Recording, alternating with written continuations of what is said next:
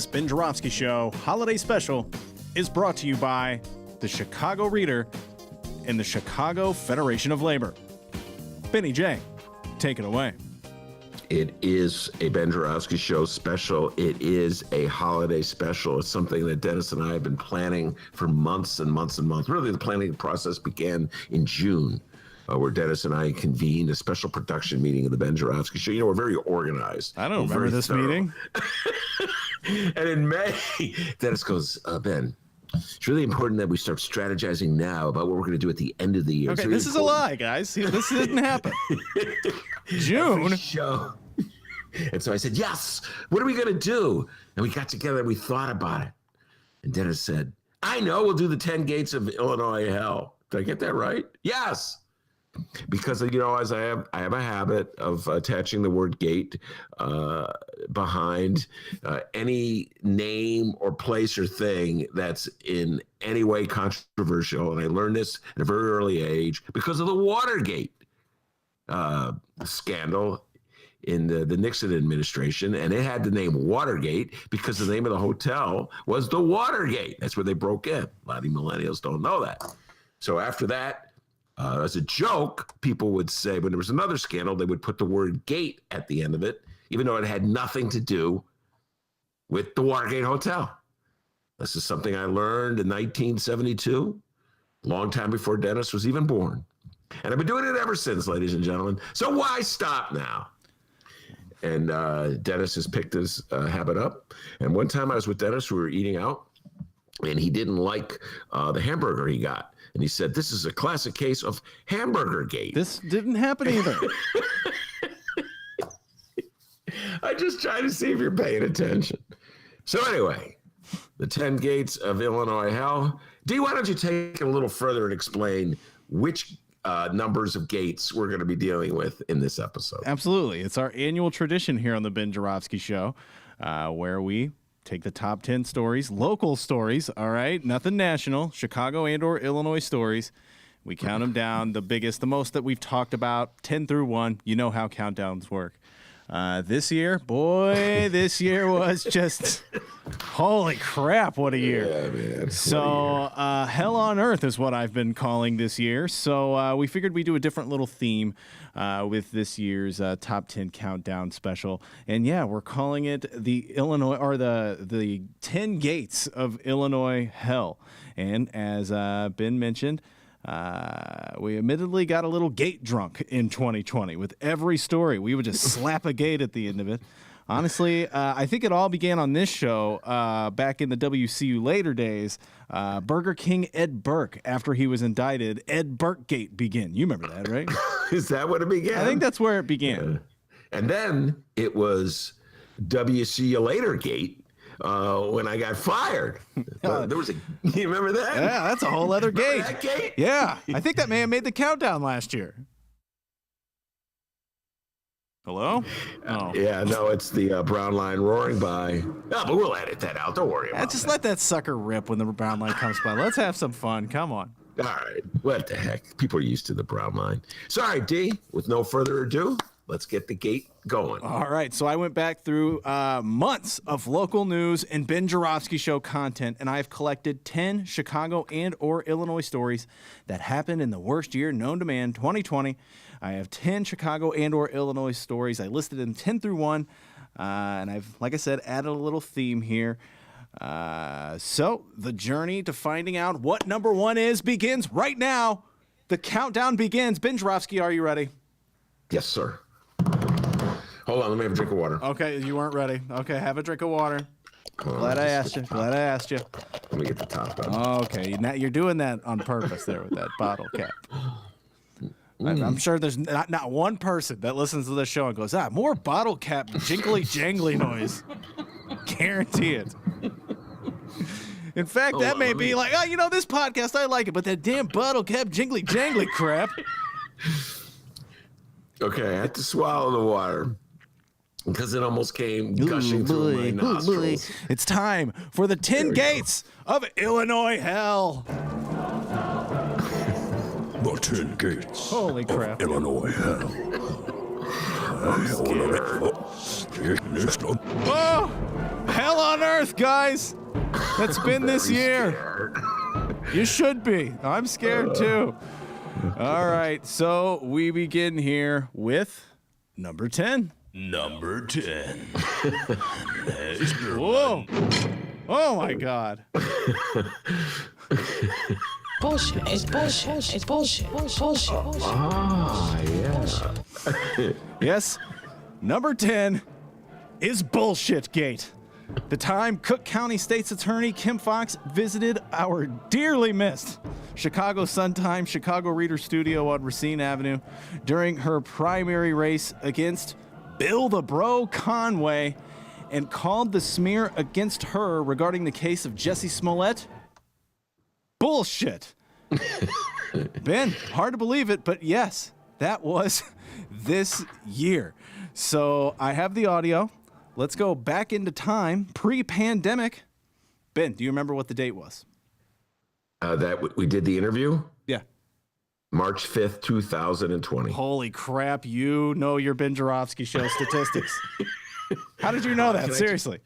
All right. Well, I don't really want to reveal all the secrets of my derangement, but let me just say this. I remember it was a Thursday. This was a totally different era in the Ben Joravsky show.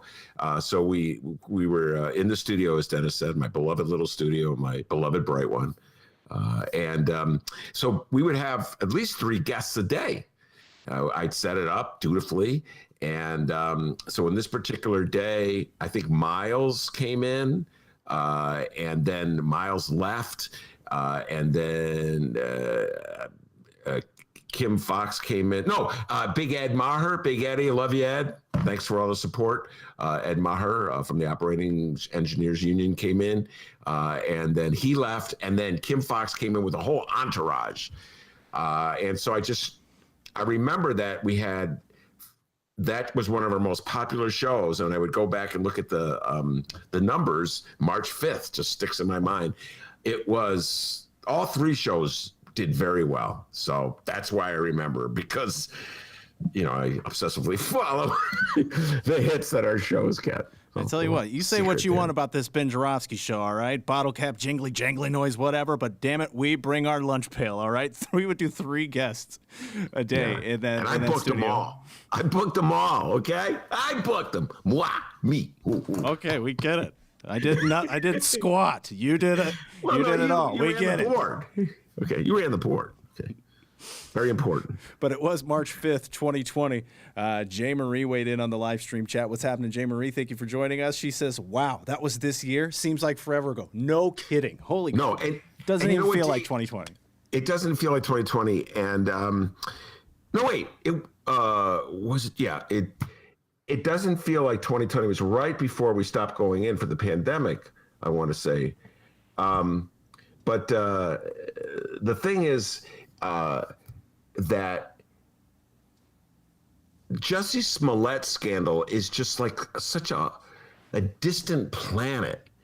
And it's just funny conjuring out, because it was such an important story politically, and such an absurd story, and such an overblown story, in my humble opinion. But the absurdity of it, the celebrity of it, it caught on, and we were compelled to talk about it. And I talked about it with so many different guests, Ramana Hussein on Fridays, and so many updates on Jussie Smollett. Now, in retrospect, I think of the pandemic and where we are with Trump, and good God, I can't believe we spend so much time and energy talking about that story. All right, so let's go back into time. Here's Kim Foxx cursing like a sailor on the Ben Joravsky show.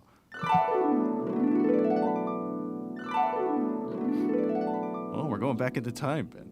It's not that I'm not forceful. It is the trick bag that you're placed in when you are a woman, when you are a woman of color, in these roles where the dominant culture gets to tell you who you are and what this issue is. This issue with Smollett, because I'll just take a hit on, you've got 12 days left, is, excuse my line, it's bullshit. Sorry. It's a podcast. It's a podcast. Oh, Ben, you sounded younger there. I was so much older than. Sorry, wasn't supposed to sing. Shortly after, her primary opponent couldn't believe it. She said bullshit on a show. Bill the Bro Conway and his team created an online campaign featuring our interview with Kim Foxx and her saying bullshit. The reputation of the city of Chicago wasn't marred by Jussie Smollett. This issue with Smollett is bullshit.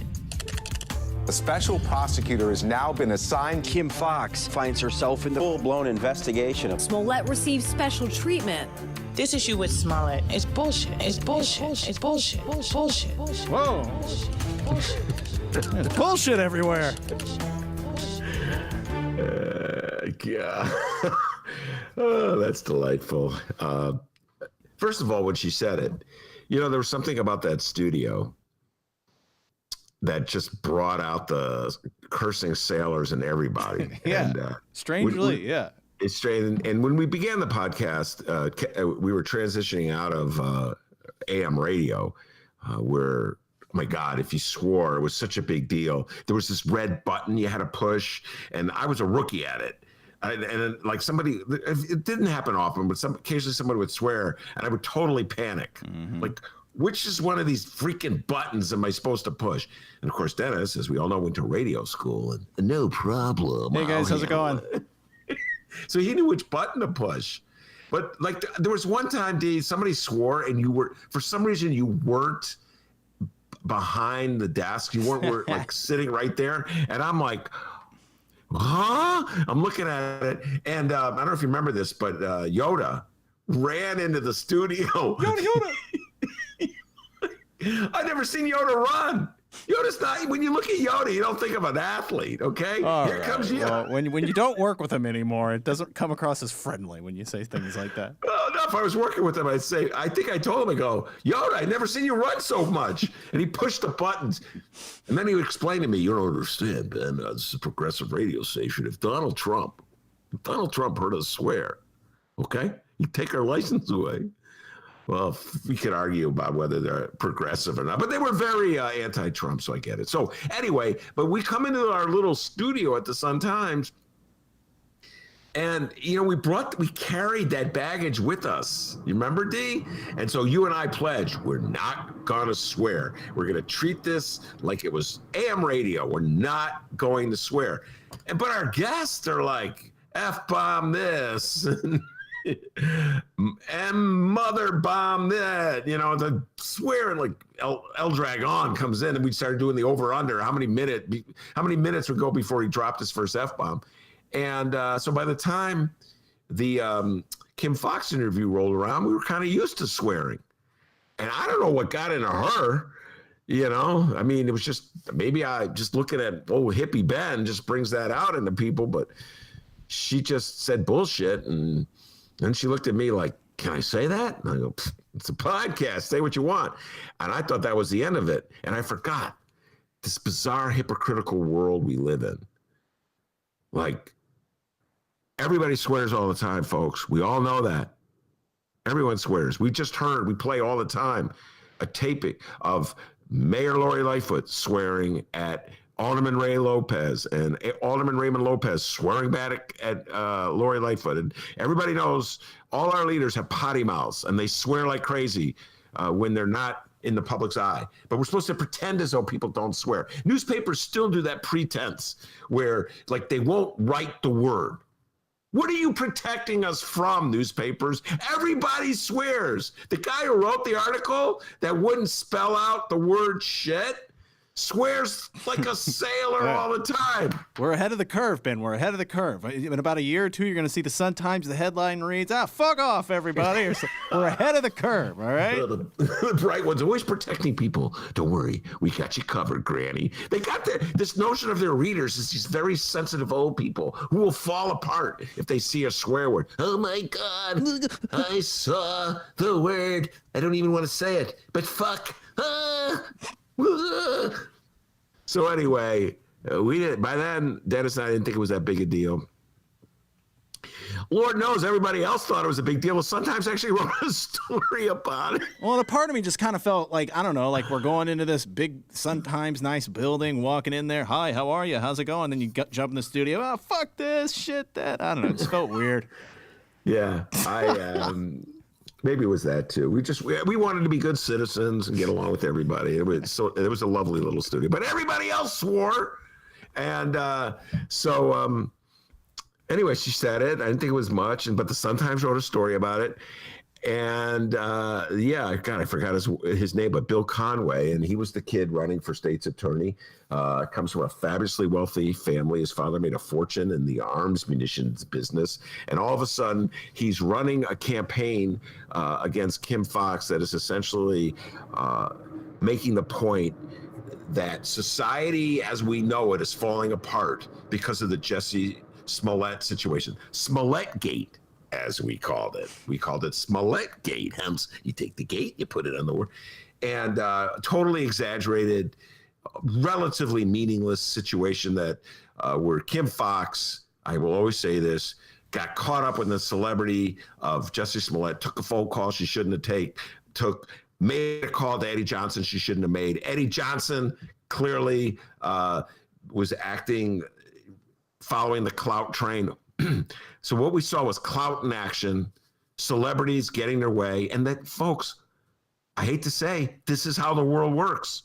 If some big time, we never found out, D, who the person was that made the call, but let's say it was a famous actor. Let's say it was Brad Pitt. I'm just making it up. If Brad Pitt calls Dennis, he's going to take the call and he's going to do what Brad Pitt acts. Do we have a Brad Pitt impression, by the way? Do we have one? I'm trying to conjure my Brad Pitt from Once Upon a Time in Hollywood. He's so good. I wouldn't say that.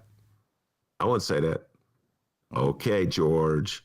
Just wanted to see if you're okay, George. That's all I was asking, George. Just want to see if you're okay, George. Live stream chat. Let him know how he did. I don't even know if the guy's name was George. It was the character played by Bruce Dern. It's one of my favorite scenes in that movie, which I've now seen 5 times. Love that movie. What a freak. Anyway, so she said bullshit. And Billy Conway, looking for any way to get traction in a campaign that was going nowhere, took it, and then he, as we just heard when Dennis played it, amplified it, so it reverberated like it was an old 60s psychedelic rock song. Bullshit. Yeah, that was them. I didn't do that. That was the Bill Conway campaign. That was the ad they made. And then his. So I wrote about it and talked about it. It was the greatest thing that happened to the Ben Joravsky show. Damn right, buddy. Well, I'm eating lobster tonight. Yeah, I'm always saying, hey, Donald Trump, why don't you tweet about us? Okay, we're always making fun of you. So he got us some attention, some notoriety, and I wrote about it. And then his campaign manager sent me some kind of like trash talking email. I can't remember what he said. So yeah, they were desperate. It didn't pay off. They were utterly desperate. They made an issue out of that. It was a bullshit issue. Smollett Gate was a bullshit issue in itself. But I will say this: it got us a little attention. So hey. Not so bad. We'll take it. So I want to thank you, Bill Conway. Thank you very much. Thank you. And I don't remember the details of that email they sent, but I know in somewhere they called you a hippie. So I remember that.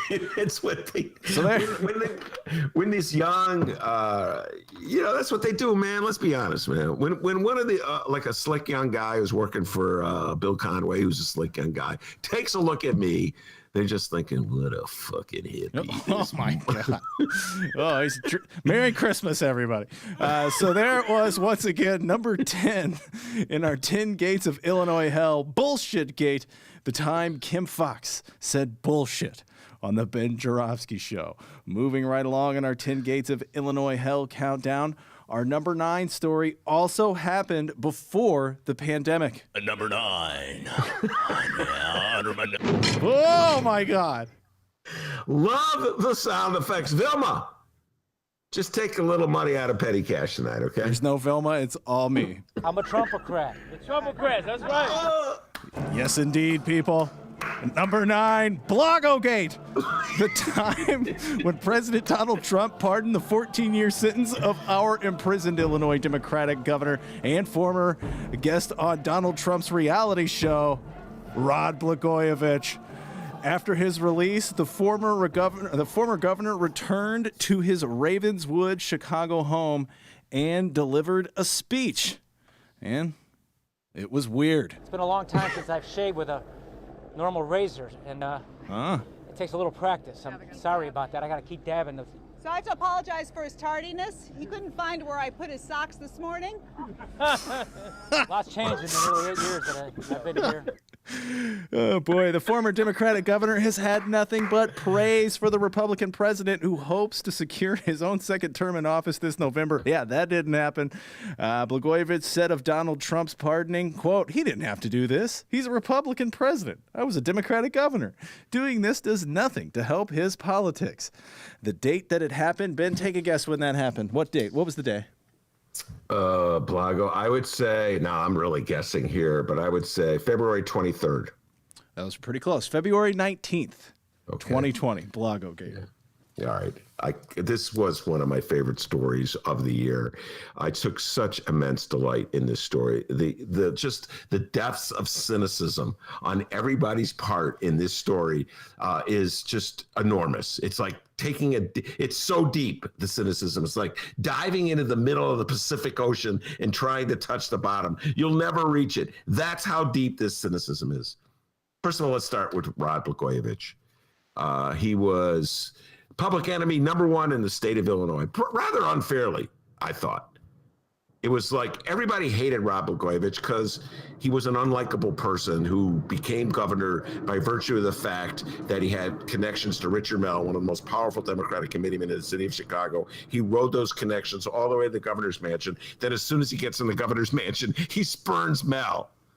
All right. And Mell's allies, so they always talked about it like a man who got married young, and his wife put him through medical school. As soon as he becomes a successful doctor, he dumps his wife for his beautiful nurse or beautiful secretary. That's the analogy that Mell's allies made. So in many ways, Rod Blagojevich was an thoroughly unlikable guy who took advantage of all the opportunities put in front of him to become governor. But in my humble opinion, the crimes that he committed, as bad as they were exaggerated beyond proportion to make him look like the most evil things that have ever happened in the state of Illinois. I would say just the ongoing, kleptocracy in Illinois and Chicago politics, where we just throw millions and millions of dollars at well-to-do, well-connected people who don't need it, far outweighs anything that Rod Blagojevich did in trying to exchange his ability to appoint to fill the vacancy created by Barack Obama getting elected president. For what? Campaign donations? I don't know.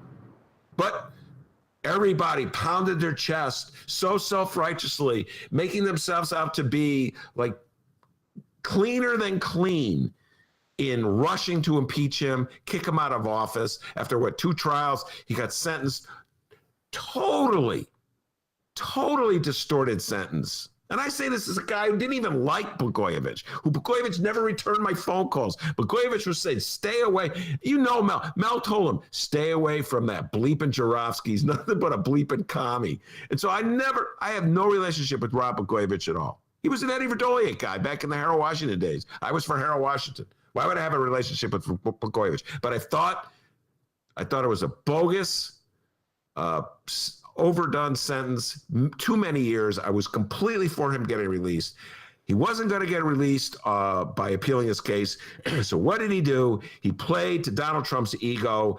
Blagojevich and his wife both started serenading Trump with his favorite song, which is that you've been a victim of overzealous prosecutors. I was a victim of overzealous prosecutors. So Donald Trump fell for it and released him, commuted his sentence.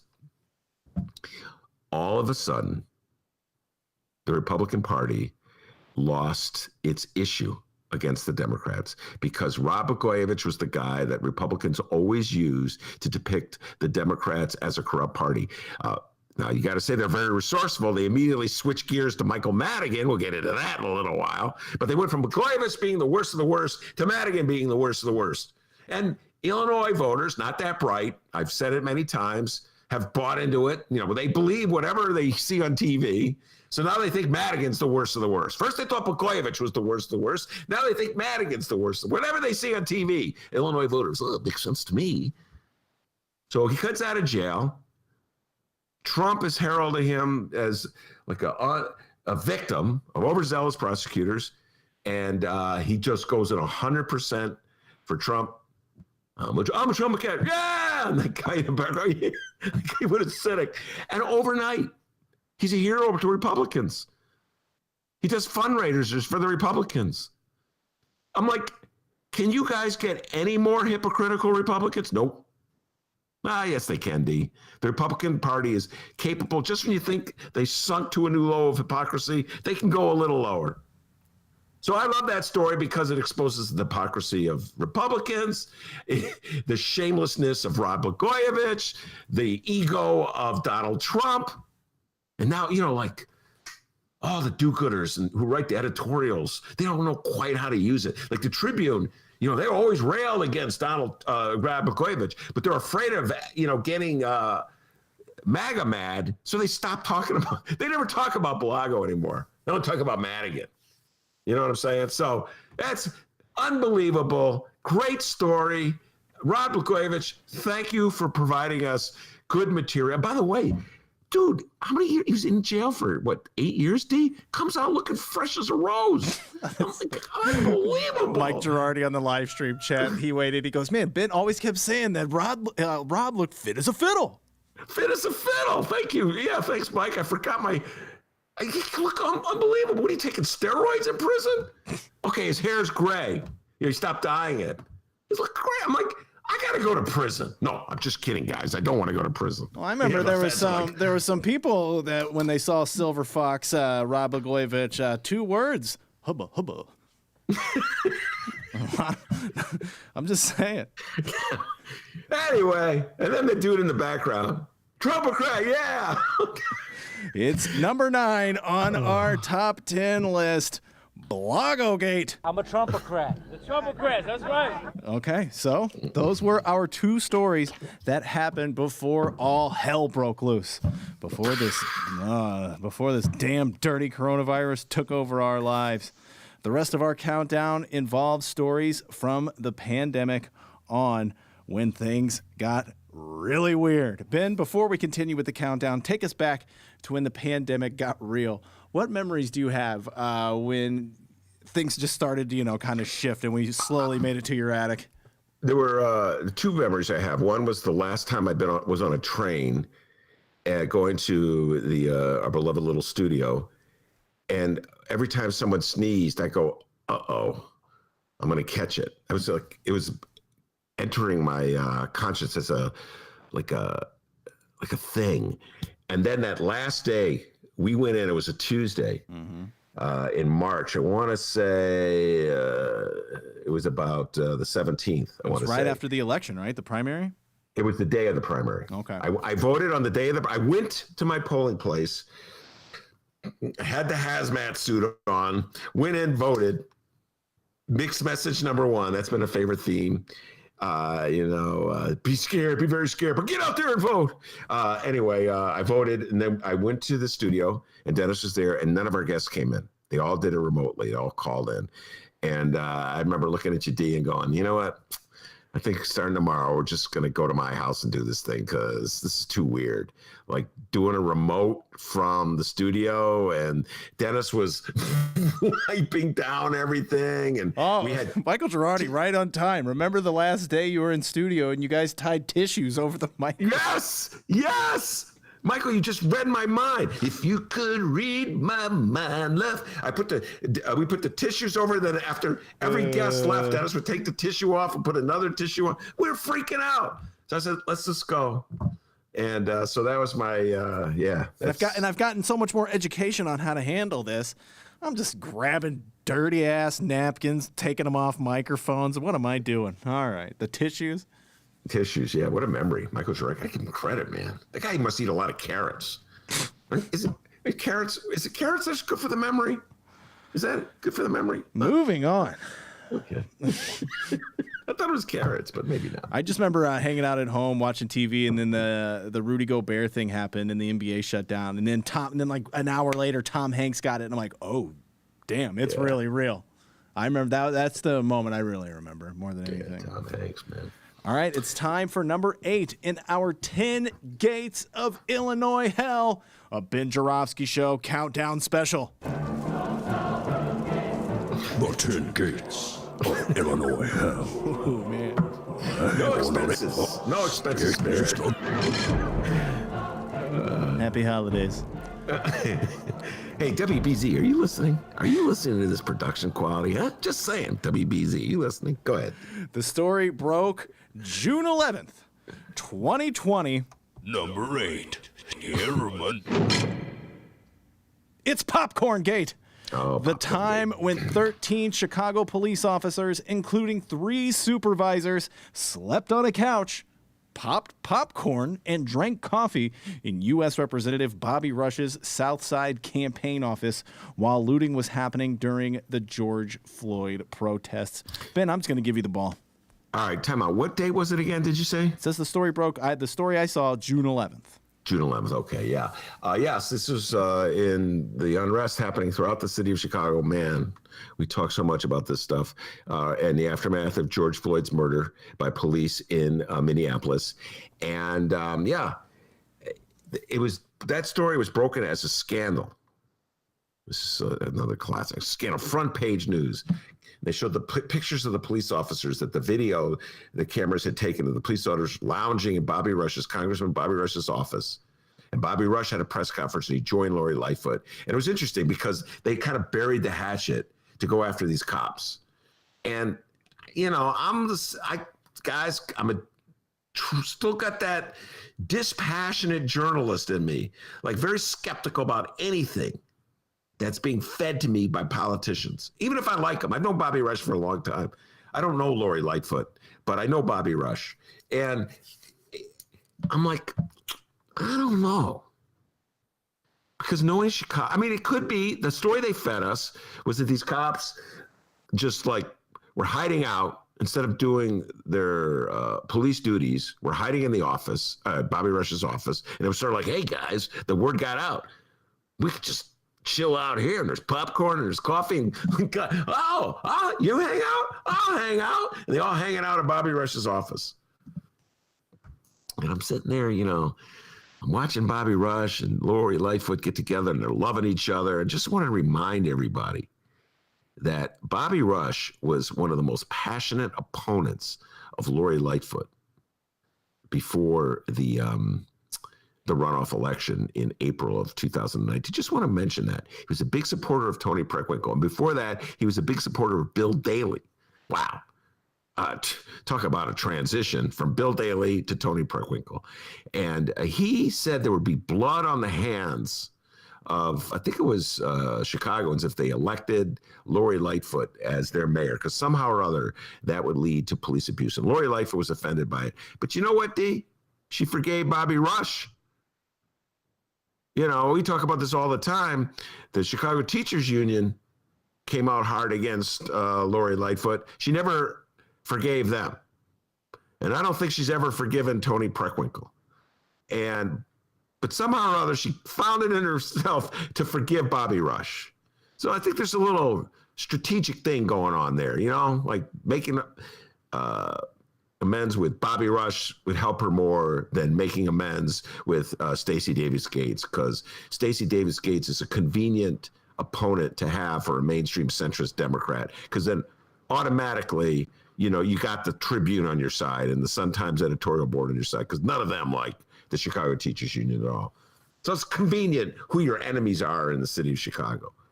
And so, yeah, all of a sudden they're pals and they're saying what an outrage this is and there needs to be an investigation. So I'm like, okay, let's have the investigation. Were those police there, as usurpers, so to speak? Did they just let themselves in and take advantage of a situation? Or, I don't know, is it possible that someone in Bobby Rush's office asked them to guard the office and said it's okay to sit there? They promised an investigation. There's been no investigation. Now, whoa. By the way, it's pouring rain outside. Torrential downpour. Now, just a couple days before Christmas, I just saw an ark go by with a couple giraffes in it. Anyway, I'm gonna chuckle out of Dennis here. So I it's I have the skepticism in me, ladies and gentlemen. I'd like to see. I know we're going to get a lot of investigations in the latest scandal involving City Hall, the Anjanette Young case, the video of Anjanette Young. We'll be talking about that later, I'm sure. But it's so funny how much was made of Popcorn Gate and of the policeman eating the popcorn. That was a big deal. I just kind of curious. How stories like they hit and they just kind of quietly go away. And I'm like, hey, what's going on with Popcorn Gate? Whatever happened to Popcorn Gate? Yeah, whatever happened. Hey, it's a mystery. All right. That was number 8, Popcorn Gate. Moving right along, and speaking of the George Floyd protests. Number 7, Nevesserman. Oh my God. Number 7 in our 10 Gates of Hell countdown happened on May 31st. Oh, yeah. It's Bridgegate. The time Chicago Mayor Lori Lightfoot decided to raise the bridges and limit access to and from downtown after, well, quite frankly, after shit got rowdy during the George Floyd protests. If you live in Chicago, I'm sure you remember the night fondly. Chicago Police Department said that 240 people were arrested and 20 officers injured. Mayor Lori Lightfoot, who had already ordered an indefinite nightly 9 p.m. curfew, I remember riffing on this, said the Illinois National Guard had been requested to help keep order. She said only essential workers would be allowed into the Central Business District. City trains and bus service would be suspended. Major streets would be blocked with city sanitation trucks and Chicago River drawbridges, allowing pedestrians and vehicles into downtown would remain lifted. Oh, my goodness. We talked so much about the city's policies regarding the unrest, the rioting, the looting that took place in the early part of the summer and in the later part of the summer. Actually, in August, there was a flare-up. And I just think of many of the guests we had. Matt Harvey, I don't know if you remember him, the outstanding guest from Tribe, coming on talking about, he spent, I think, every day of that weekend out on the streets observing what was going on. Troy LaRaviere, good friend of the show, went to a protest outside Trump Tower, got arrested, spoke in detail about the police strategies that day and what it was like getting arrested. I still urge people to listen to that one. It's one of my favorite interviews of the year. Karen Hawkins, dear friend, my editor at The Reader, had talked. She lives downtown, and she talked about the situation. Just the very, and of course, Alderman Raymond Lopez, his confrontation with Lori Lightfoot that we play endlessly because it gives us a smile every now and then, folks. Because of Bridgegate, we now have this golden piece of audio. I want an answer. It's not something you ignore. I think you're 100% full of shit is what I think. If you think no offense, well, fuck you then. Wow. Who are you to tell me I'm full of shit? Oh, my God, Raylo. Anyway, what he was objecting to was the policing strategy of the weekend, or if there was a policing strategy. And so by raising the bridges and isolating the loop, the downtown, protecting the downtown, if you will, in Raylo's opinion, and Mace Jackson said the same thing when he came on the show, too. You sort of channeled the rioting to neighborhoods, and there weren't police protection where there wasn't a lot of police protection. So I've always felt, back to investigations, that what Chicago really need was some kind of overall investigation about the policing strategy. not just in that first weekend in June or the end of May, but throughout the summer. And going forward, like, who is in charge? Was it Mayor Lori Lightfoot in charge? Was the police department on its own? Did they work in conjunction with each other? Was it Mayor Lori Lightfoot that ordered all those police to surround Trump Tower and do mass arrests? Or was that just the police on their own? I don't know. We've never had any answers. We're going to have 3 investigations at least into Anjanette Young and the videotape, because Lori Lightfoot has decided it's a good for public relations strategy to show that she really cares about victims of police abuse, but no investigations into the police strategy over the summer and Bridgegate and raising of the bridges and potentially diverting violence and protests into the neighborhoods. So, D, it's just going to be one of those like fables. Guys like Matt Harvey, he's a young man. He's in his 20s. 30 years from now, when he's in his 50s, we'll be telling young kids, I remember. I guess 50-year-olds don't talk that way. Let's make it 60 years. And he's in his 80s. Matt Harvey, I remember the riots. People don't forget. You forget what the riot. They raised the bridges. And the kids will be going, what an old hippie this guy is. No, I don't even think they'll know what hippies are. But yeah, it's one of those, it'll be a iconic moment in Chicago, D. It'll be something that people talk about for a long time. And really, there won't be any substance to the talk, because nobody will have like the records. Maybe some researcher years from now will do FOIA requests and get the police records and documents, etc., and tell the real story that we don't know at this moment. I just remember that time when it happened. Remember, people were downtown, and she was like, all right, the curfew. You got a curfew here, 9:30 or whatever it was. And people were downtown. Oh, and by the way, I've raised the bridges, and you have no way to get out. So... Yeah, Matt Harvey did a great job of telling the story about being isolated and having to walk. Remember, he had to walk way out of his way to get back to his car. And so many people like that. You're absolutely correct, D. All right, you got to go home. Curfew. We're imposing a curfew. And they raise the bridges. You can't get out. Then they close the trains. You can't get on the train. Yeah. Mayor, how are we going to get out of the loop? Great question, criminal. Now, I will take your car. So it was a crazy time, man. And I tell you, I talk so much about City So Real, the great movie by Steve James. But if you just watch the final episode, it's all about the summer. And if you really want to, you probably don't want to go back to those days. But if you just want a sense of what it was like, a reminder, you watch that final episode, and it really brings it home. It's Bridgegate, number 7 on our 10 Gates of Illinois Hell countdown. We'll do one more, and then we'll put a pause on it. We'll present the top 5 next week before the new year. So let's do a quick recap before we get to number 6. This has been fun, huh, guys? Mm-hmm. Number 10, Bullshit Gate. The time Kim Fox said bullshit on our show. Number 9, Blago Gate. Number 8, Popcorn Gate. And number 7, Bridgegate. Ben, how excited are you for number 6? I can't remember. Perfect. I mean, we did a pre-show, and I remember you rattled them off, and I go, oh, these are great, D. And I just exactly what I wanted to happen. I know what's next. It's exactly what I wanted to happen.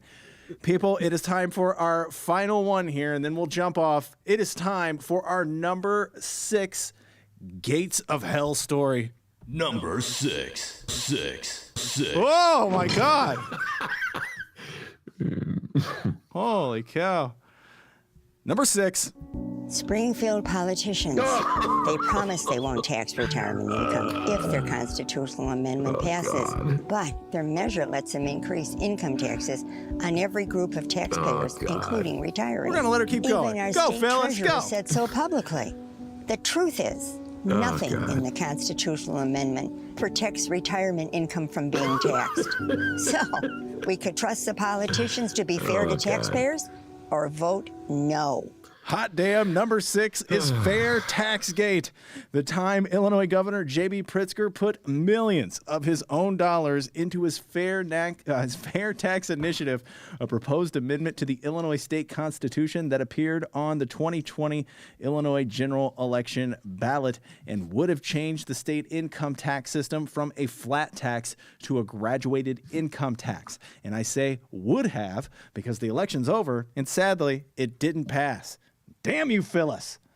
But, boy, we sure did have a great time talking about it, especially when our wealthy friends of the conservative persuasion here in Illinois were quick to spring into action on preventing the fair tax from passing. Well, that's preposterous. Never.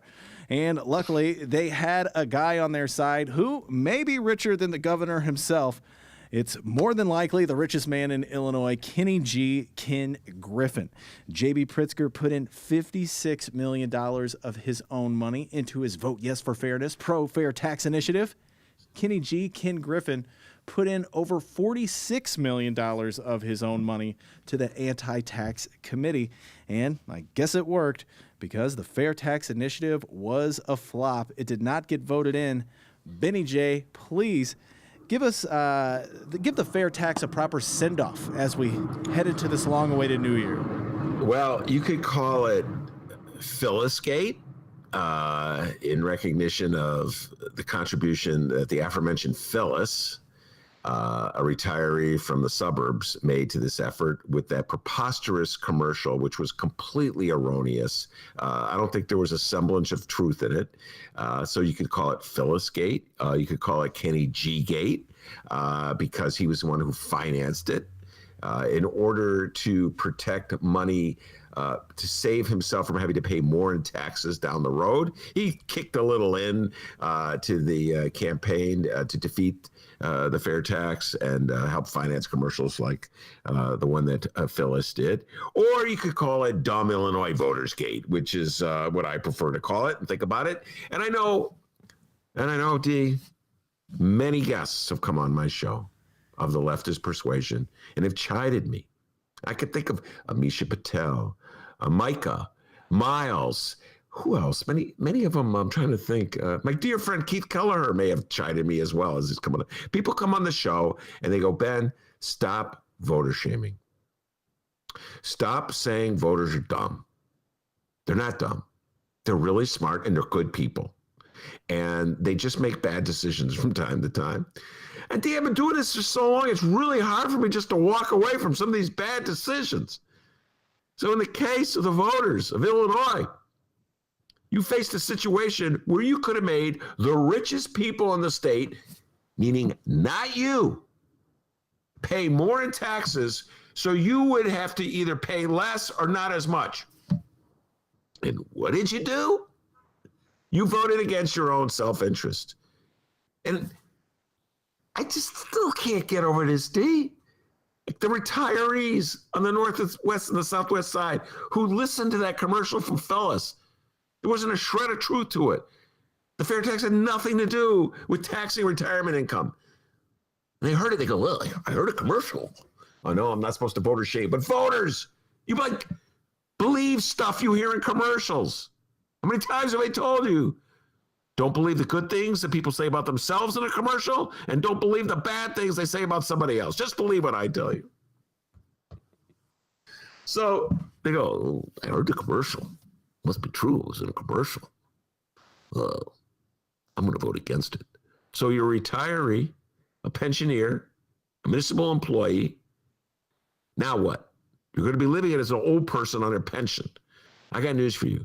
The same people who financed the Phyllis commercial are going to turn around and come after your pensions. Yes, they are. Oh, yes, they will. They've made it clear. They don't want their taxes going to your pension because they'd rather have those taxes staying in their pocket or going to programs that benefit them.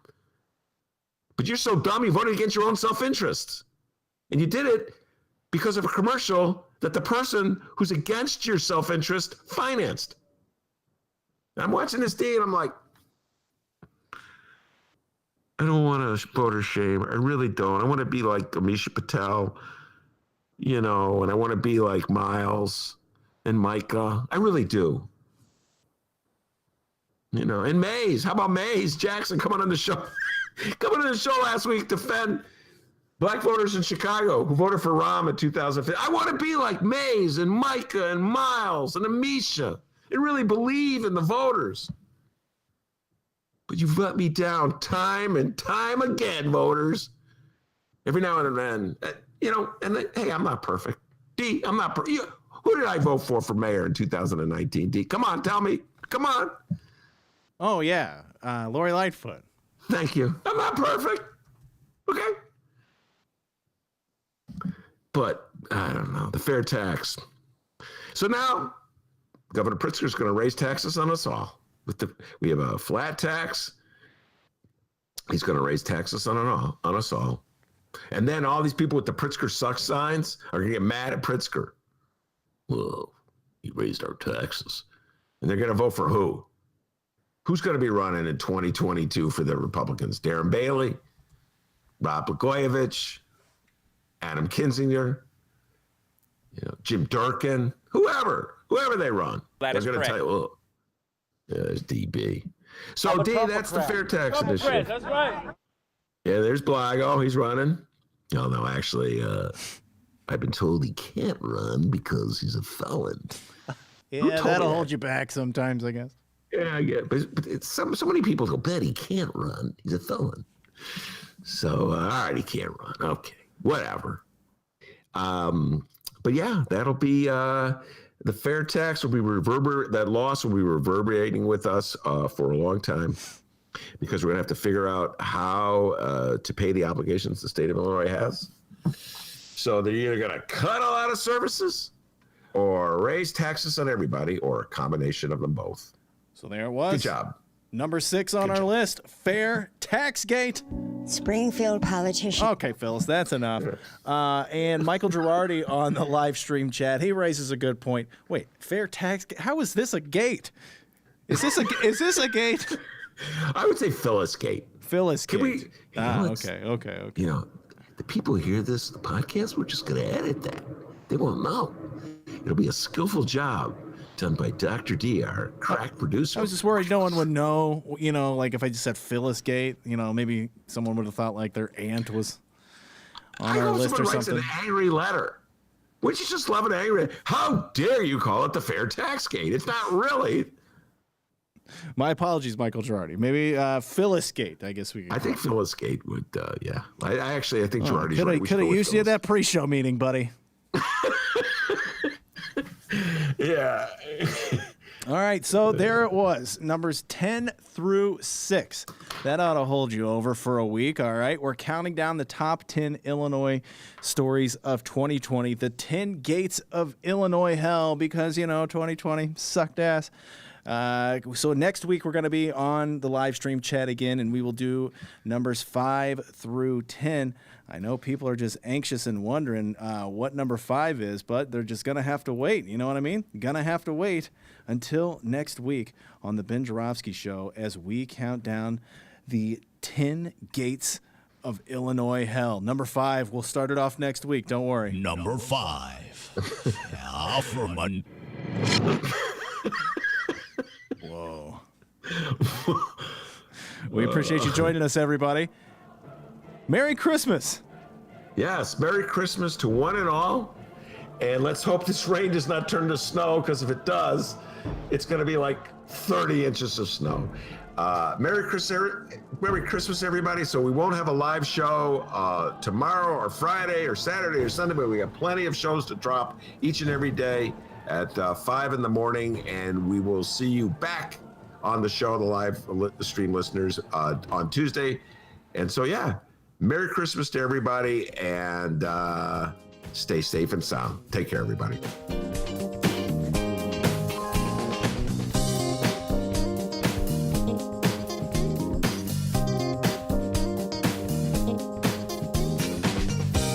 I'm a Trumpocrat. Trumpocrat, that's right.